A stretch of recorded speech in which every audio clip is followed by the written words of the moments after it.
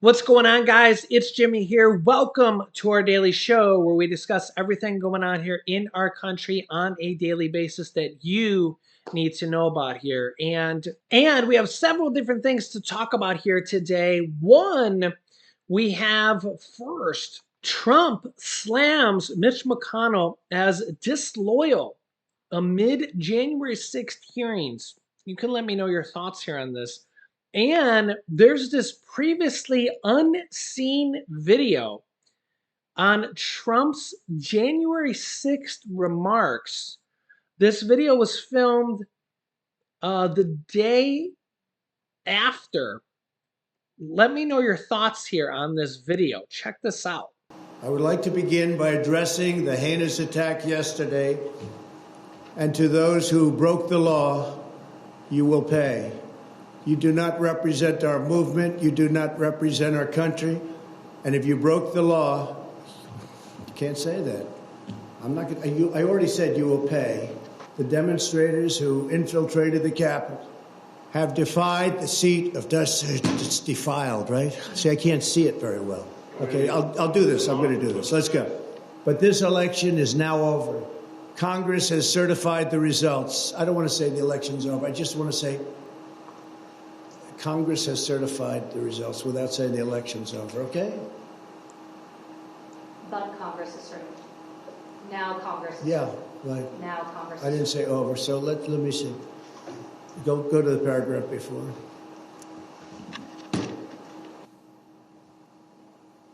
Okay? I would like to begin by addressing the heinous attack yesterday. Yesterday is a hard word for me.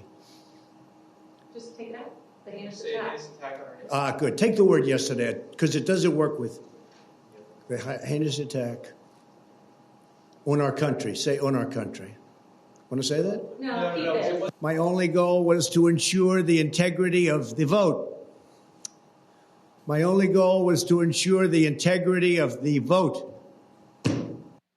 Yeah, so let me know your thoughts on that video. That kind of gives you a behind the scenes of how filming works. President Biden gets a lot of criticism for, his talking and, reading the teleprompter.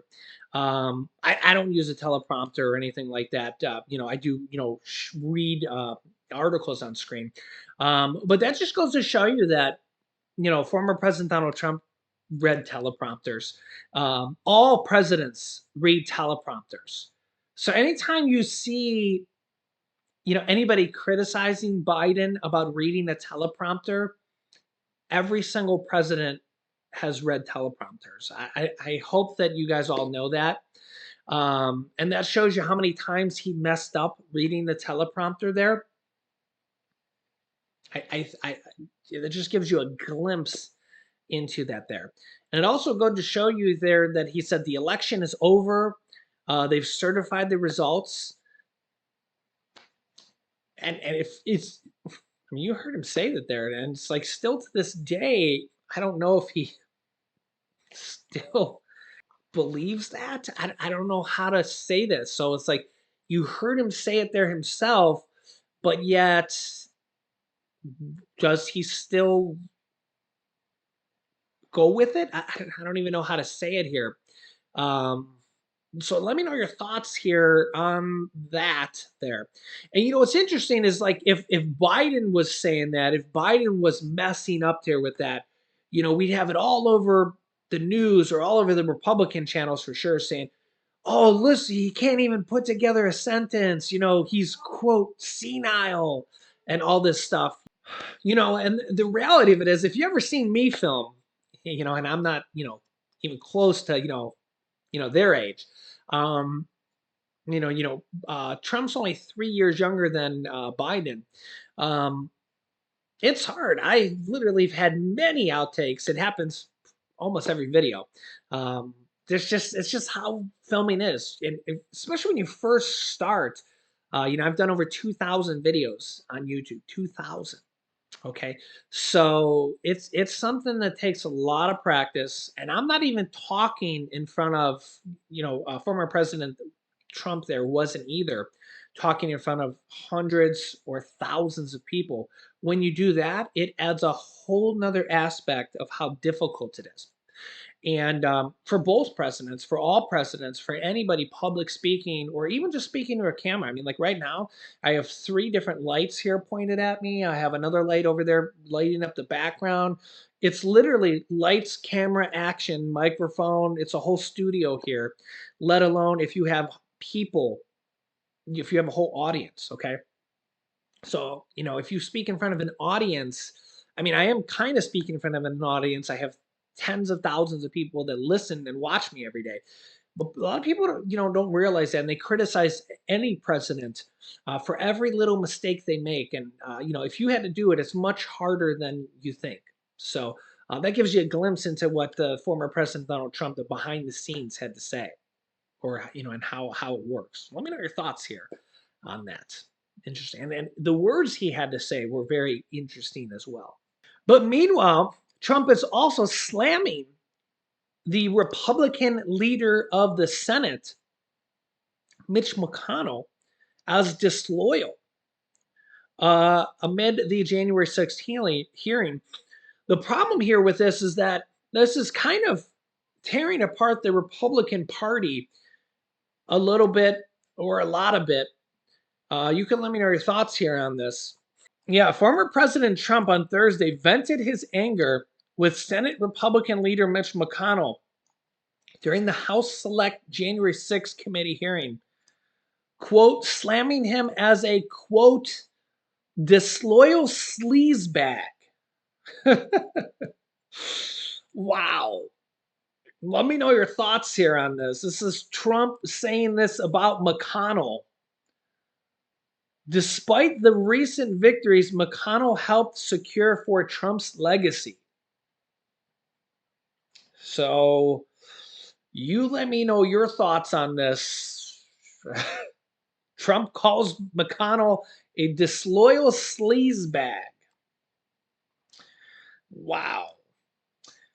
This happened after Trump appeared to lose his temper after the January 6th committee played a clip of McConnell's speech on the Senate floor during Trump's second impeachment trial, in which he blamed the former president for inciting the attack on the U.S. Capitol. Trump posted on his Truth Social platform, quote, is this the same Mitch McConnell who was losing big in Kentucky and came to the White House to beg me for an endorsement and help? Without me, he would have lost in a landslide. A disloyal sleazebag, Trump posted. Wow. Now, I'm not sure if McConnell was losing big in any of the recent elections. He's won by a large margin here on all of them, but you guys can let me know your thoughts here. And again, I'm not advocating for McConnell or anything. Trump appeared to be referring to the 2020 election. You can even see it right here, but McConnell never faced any serious danger from his Democrat challenger, Amy McGrath. He wound up winning by a margin of nearly 20 points or 20%. So, I mean, you guys let me know your thoughts here. It even says it here in black and white from the Hill. So, I mean, McConnell never faced any serious danger from his challenger. Trump's newest attack on the Republican leader came only a week after Democrats formally abandoned their plans to reverse the 2017 Trump tax cuts, one of Trump's biggest domestic accomplishments. McConnell mentioned the importance of preserving the Trump tax cuts at a press conference on Tuesday. Quote, one day we'll think they're going to leave taxes alone, which of course would preserve the 2017 tax bill. The next day, they're not so sure. McConnell said of the Democrats' move to a budget reconciliation package.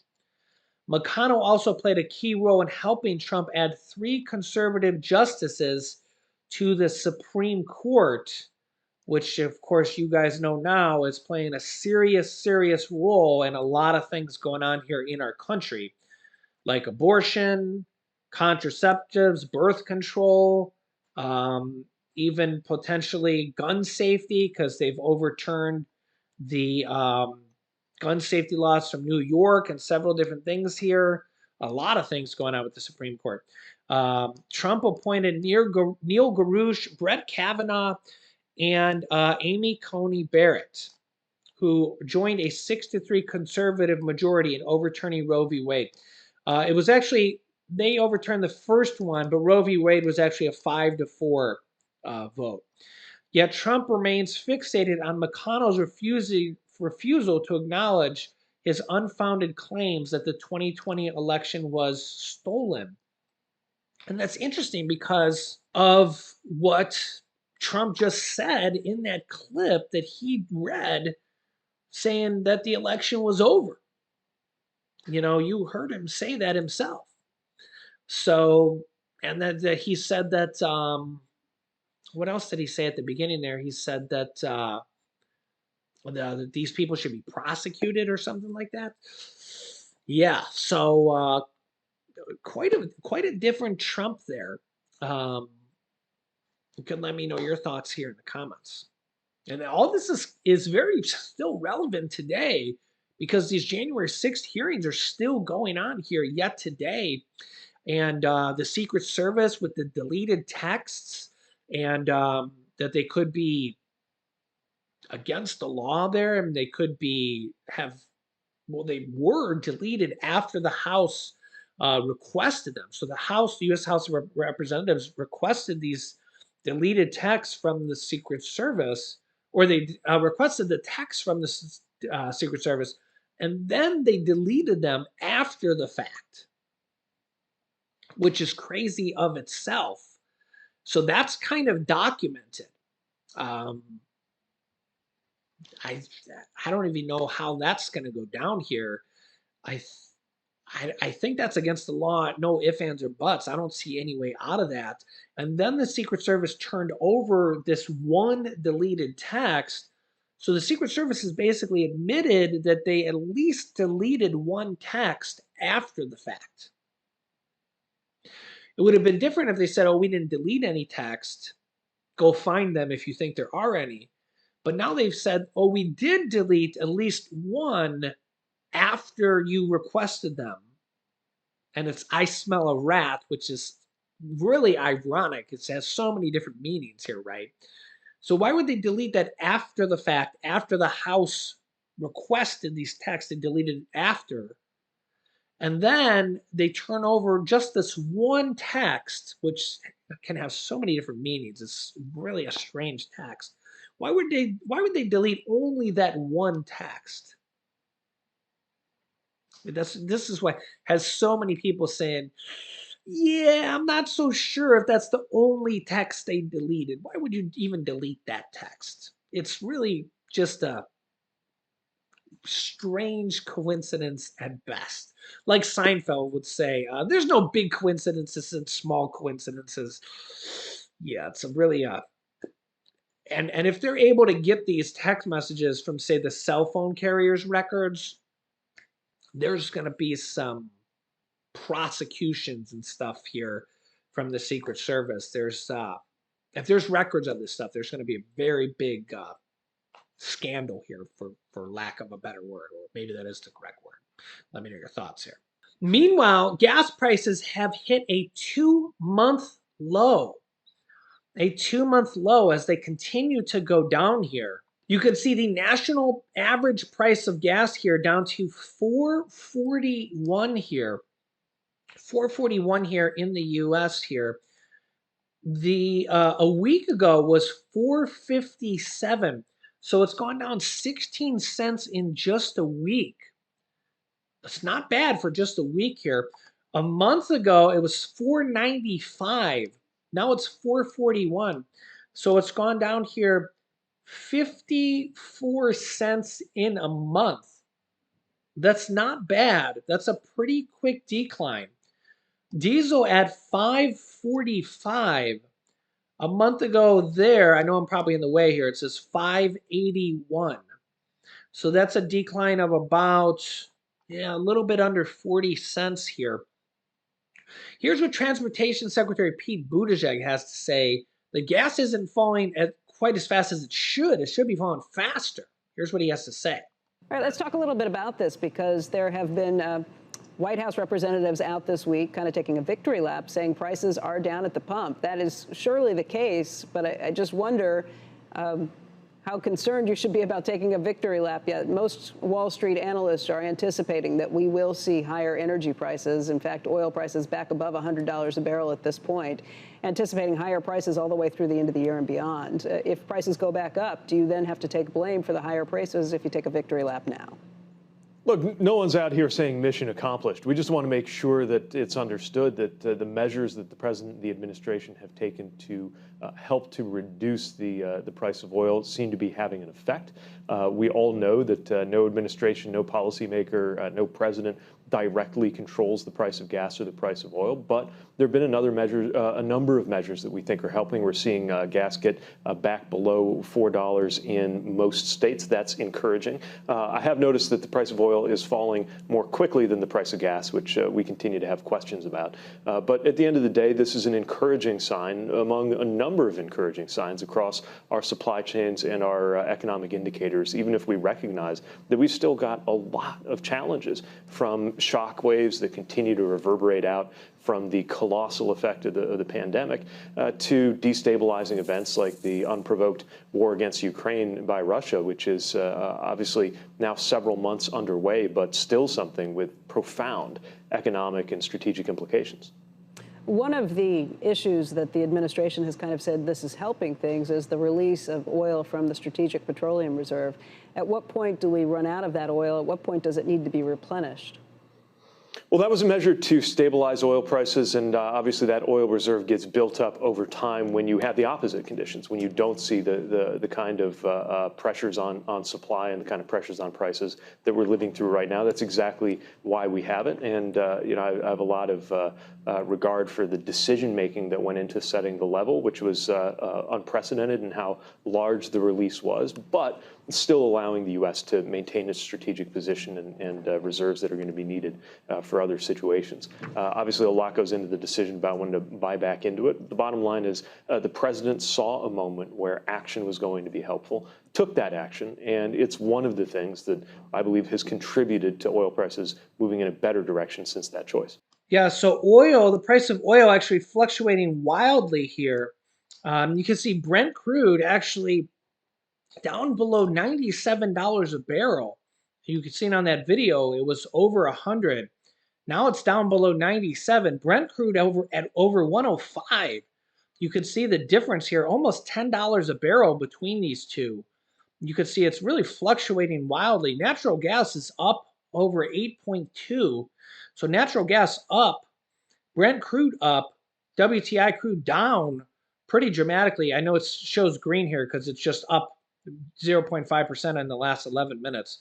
But all this is fluctuating very wildly, yet gas continues to drop. So you can see it's down 3 cents just in the last day alone, which is pretty high. That's like the record high, dropping 3 cents in a day. That's 21 cents in a week if it happened every single day. So yeah, all this is kind of going crazy here every single day. I'll tell you, even Snowy here is excited about the price of gas going down. I can't even call him Baby Snowy no more because he's so big and fluffy. What do you think, Baby Snowy? Yeah. What do you think? You're like a big polar bear. You're like a big polar bear. Yeah. Yeah. So yeah, let me know your thoughts here. What's the price of gas where you are? I seen last time I asked here a few days ago, I seen a lot of states with gas under $4 a gallon. I seen some states, I think it was Texas, around $3.50 a gallon. It's nice to see that. And if this continues, we could see gas near $3 a gallon again. Yeah. What do you think about that, Snowy? What do you think, buddy? What do you think? Yeah. Oh, yeah. What do you think, Snowy? What do you think, baby? I know it's kind of awkward to hold you here and also show your face. yeah, so let me know your thoughts here in the comments. I'll keep you up to date here with everything on our YouTube channel. Make sure to subscribe down below to see more of Snowy and Lily. I know, it's okay, buddy. And we'll keep you up to date here with everything going on here in our country on a daily basis.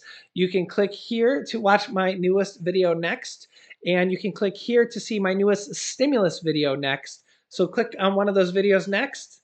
Thanks, guys, and we'll see you in the next video.